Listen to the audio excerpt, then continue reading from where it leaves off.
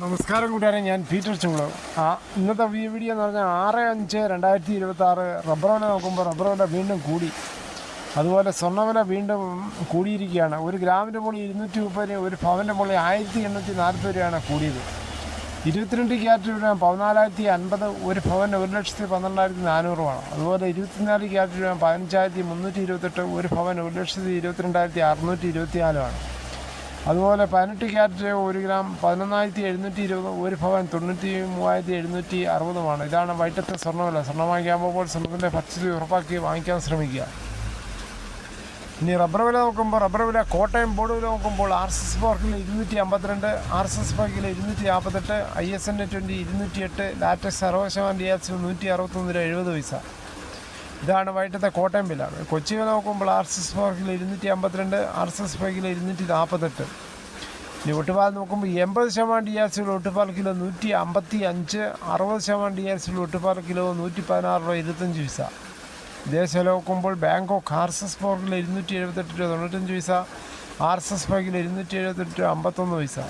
അഗർത്തല വില നോക്കുമ്പോൾ RSS 4 kilo 241, RSS 5 kilo 238. ഇതാണ് ഇന്നത്തെ വൈകിട്ടത്തെ റബ്ബർ വില. രാവിലെയായിട്ട് കമ്പയർ ചെയ്യുമ്പോൾ RSS 4ഉം 5ഉം 1 രൂപയാണ് കൂടിയിരിക്കുന്നത്. അതുപോലെ ലാറ്റക്സ് വിലയിലും വർധനയുണ്ട്. വിദേശ വിലയിലും നല്ല കുതിപ്പുണ്ട്.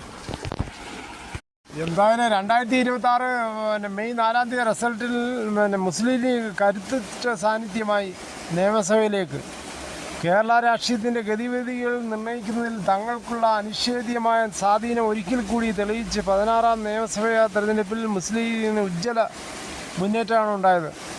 മത്സരിച്ച 27 സീറ്റിലും 22 സീറ്റിലും വിജയക്കൊടി പാറിച്ച ലീഗ് ഇത്തവണ മിന്നുന്ന പ്രകടനമാണ് നിയമസഭയിലേക്ക് കാഴ്ചവെച്ചത്.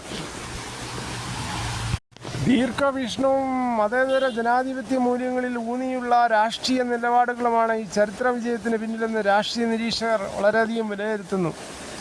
പാർട്ടി കരുത്തായി മലപ്പുറം ജില്ലയിലെ മുഴുവൻ സീറ്റുകളിലും ലീഗ് സ്ഥാനാർത്ഥികൾ ആധികാരിക വിജയം നേടി.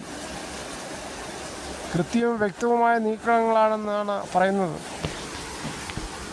ഇതിലെല്ലാം പിന്നിൽ സംസ്ഥാന അധ്യക്ഷൻ പാണക്കാട് സാദിഖ് അലി തങ്ങളാണ് പുതിയ മാറ്റങ്ങൾക്ക് പിന്നിൽ. അതുകൊണ്ട് തന്നെ യോഗ്യതയുടെ അടിസ്ഥാനത്തിലായിരിക്കും സ്ഥാനാർത്ഥി നിർണയം എന്ന് തുടക്കത്തിൽ തന്നെ തങ്ങൾ സന്ദേശം നൽകിയിരുന്നു. യുവജനങ്ങൾക്കും വനിതകൾക്കും അവസരമൊരുക്കാൻ സിറ്റിംഗ് MLA-മാരും മാറി നിൽക്കേണ്ടി വരുമെന്ന സൂചനയും അദ്ദേഹം നൽകിയിരുന്നു. വ്യക്തമായ പഠനത്തിൻ്റെ അടിസ്ഥാനത്തിലാണ് ഇത് നടപ്പാക്കുന്നതെന്ന് ഉറപ്പുവരുത്താനാണ് സർവേയും വിവരശേഖരണവും നടത്തിയത്. ഇതെല്ലാം കൊണ്ട് തന്നെ ലീഗ് സ്ഥാനാർത്ഥികൾ എല്ലായിടത്തും മികച്ച ഭൂരിപക്ഷത്തോടെയാണ് വിജയിച്ചത് നമുക്ക് കാണാം. ലീഗിൻ്റെ മിന്നുന്ന ഭൂരിപക്ഷം അണികളെ വളരെയേറെ സന്തോഷപരമായ ആവേശവും ഉൾക്കൊള്ളിച്ചു. എന്തായാലും എല്ലാ വിഭാഗം ജനങ്ങൾക്കും നല്ല രീതിയിൽ അവർ ഭരണം കൈയാളട്ടെ എന്ന് നമുക്ക് ആശംസിക്കാം. ഇതോടുകൂടി ഈ വീഡിയോയുടെ പൂർണ്ണമാകുന്നു. ഇത്രയും സമയം ക്ഷമയോടെ കേട്ടുന്ന വളരെയധികം നന്ദി.